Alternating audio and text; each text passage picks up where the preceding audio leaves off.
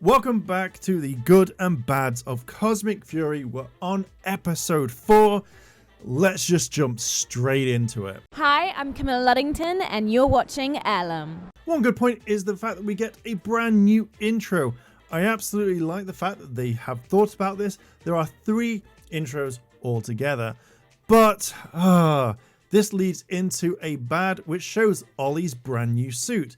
And you kind of think that if you're leading up to this, you wouldn't have had this start right now. You would have let people see this brand new suit and then have the intro in the next one. It just kind of ruins it a little bit if you're wondering what it looks like.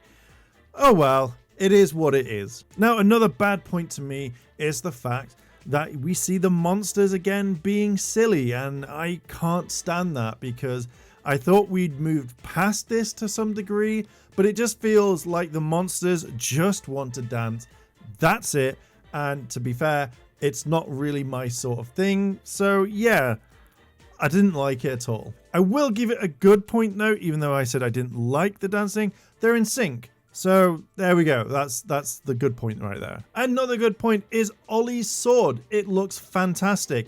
Even though it's exactly the same, it's the blue one, and it kind of reminds me of something like from one of the films at least, which again, I think looks nice. A bad point in this is the fact that Ollie is being a dick, and I absolutely hate it. Like, I get it, I really do. It's just really him being a dick. It feels like he's doing the exact same thing from when he was good. Why? Like, you think it'd be a bit more menacing, but no, absolutely not. Mick being a rock, it just... Why? Like, this is a bad point to me because it's just out in the middle of nowhere. You think that maybe you would be something else rather than having all the signs saying, look at me, I'm Mick, I'm a rock. Oh, it annoys me tremendously. I think even considering like when you see him as a rock previously in the first episode, I don't think there was any sort of change, but here we are, just not the best. It irritates me.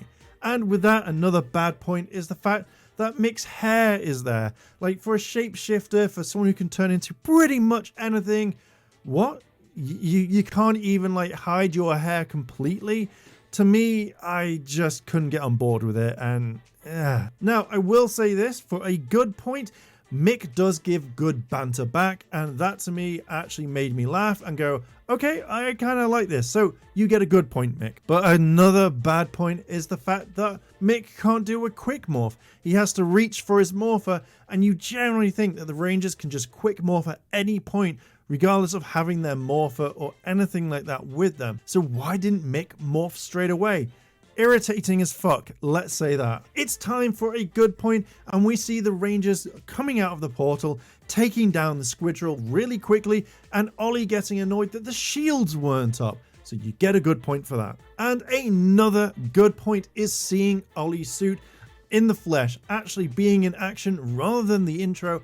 I generally kind of like that, so he gets it. It looks menacing, like really, really menacing, and that's what I think works really, really well to kind of show there is a change and not the fact that he is just literally in his normal suit. So yeah, he got an upgrade. And another good point is the fact that when the Rangers morph, they get the cosmic orb and they flick it up and it goes straight into Morpher. I really like that, and it kind of adds a little bit more detail compared to the whole like, let's just like pop it in that way. So I really like that they've changed it. They can spin it on their fingers and then flick it up into the air to go straight into the morpher. That to me is a good point. Carry on that morphing goodness, we get poses after they've morphed. Love it. And a bad point, Scrozzle is losing his vacation.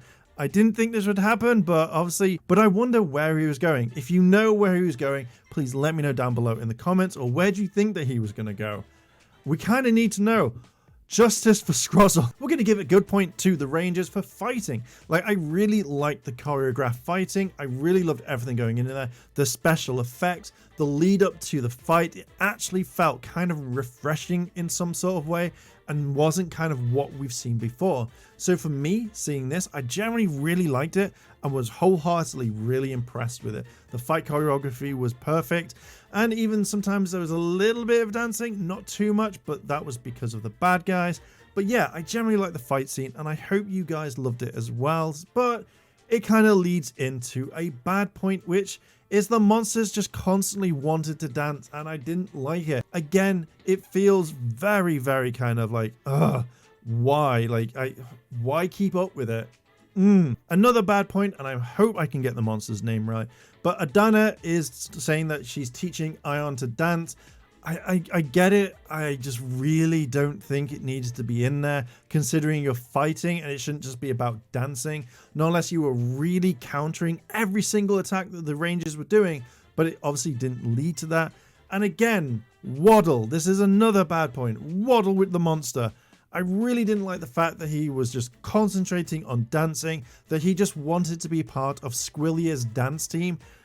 Again, I think this is one of the worst episodes for monsters.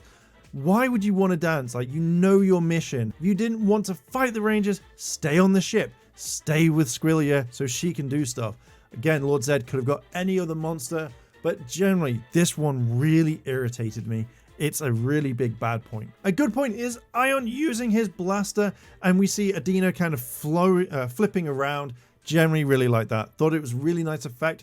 Thought it was a very good way of doing it, and that's one monster down that we don't have to see dancing ever again. A big bad point right now is the fact that Mick didn't join in any of the fighting. He just stood there, watched, which his arms were held by the Sentinels. I'm sure that he could have easily forced one arm out because they were concentrating on the fight, but again, we didn't get to see Mick fight, and I generally think that was a waste of time where you could have had him swap with Billy, and Billy could have found him, and Mick could have been on the ship. It just irritates me so much that they had this really good potential, and they wasted it. A good point right now is the fact that the Rangers find Zato's sword, or saber, that has been completely destroyed, and is just on the ground right now. I really like this. It was a nice attention to detail. The fact that his impact would have literally shattered his sword, which again, loved it. A bad point is the fact that Ion couldn't really figure out the fact that he couldn't eat the fruit, and the fact that all the trees were slapping him every single time,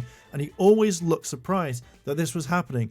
It annoyed me. You kind of think after the first one, hey, I'm not going to eat this fruit, I'm going to leave it. No, he constantly did it, and it doesn't really bring anything to the story that much. It just, why?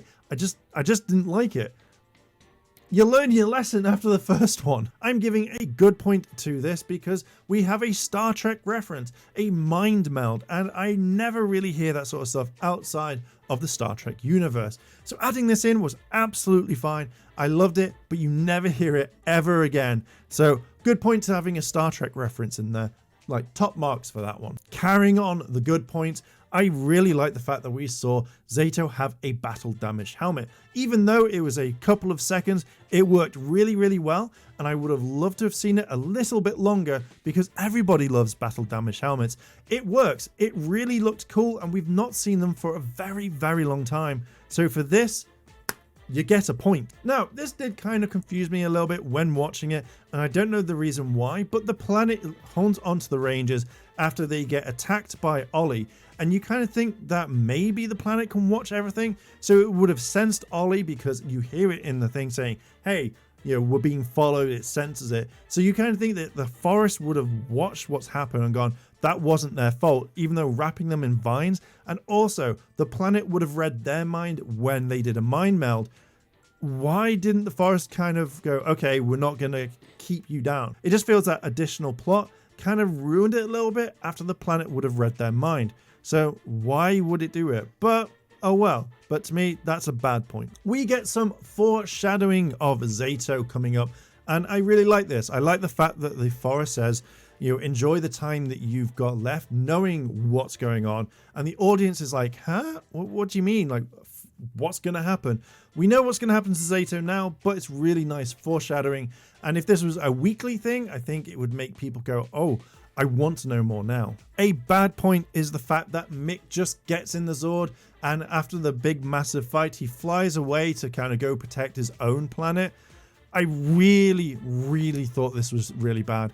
I really like Mick to some degree. I think that having him back as a Ninja Steel Ranger was a really perfect thing. But as I've said multiple times, seeing that he just does hardly anything just proves that you could have had anyone else in there and I didn't like that whatsoever. So I have no idea the reason why they didn't have Mick in more episodes. If it's money, fine, but if it's just like, oh, you didn't have a story, the fact is that you had him as a ranger and you could have shown him doing more things rather than, I'm in the Zord, I'm fighting, I'm now going off to my own home planet. And I think this is the last time that you kind of hear from Mick. I can't really remember, but yeah, it just kind of really lowered the tone and just felt kind of like, why do you even have him in here as a ranger?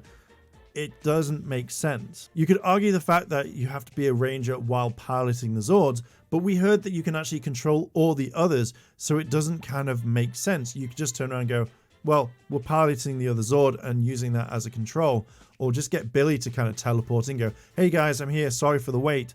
It just feels pointless, and that's my Mick rant over until we do a proper big video about that later on. We come back with a good point though, and the fact is that Zato gets his first morph, and it's a quick morph. We don't see him morph properly until much later on, but I generally kind of like this, and it was more kind of quick, over, done with, to show off the actual costume.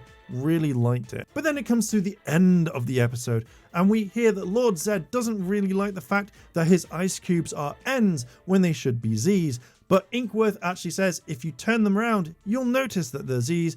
And again, I just found that a little bit funny because obviously these Z's have turned around in the water or his drink, and obviously he doesn't like that. But then we come to the last part where Lord Zed has taken over Eltar, references Zordon. I think it'd been really cool to see Zordon at least, but hey, he's been gone for so many years, but I really enjoyed it and I would have loved to have seen it. But with that, the video comes to an end. I want to say a big thank you. I really appreciate you being here, watching, supporting, and interacting with the video. It does mean a lot to me, and I just want to say a big thank you. But in the meantime, if you like this sort of content, hit like, favorite, comment, and subscribe. Check out all the other videos on the channel. If you want to help support the channel, then look at the Patreon, as well as check out the channel memberships. And with that, I am going to leave it there. Thank you again for listening and watching, and I'll catch you in the next video. I want to say a big thank you to all my Patreon supporters, and I wanted to shout out Kimona Cat, Kira Stanada, Micah Baldwin. Your help goes a long way to help support the channel, and if you want to help support the channel, the links to my Patreon and channel memberships are listed below in the description. あらあら、チャンネルをサポートしてくれてありがとう。チャンネル登録、高評価お願い。以下のリンクから商品を入手することができるよ。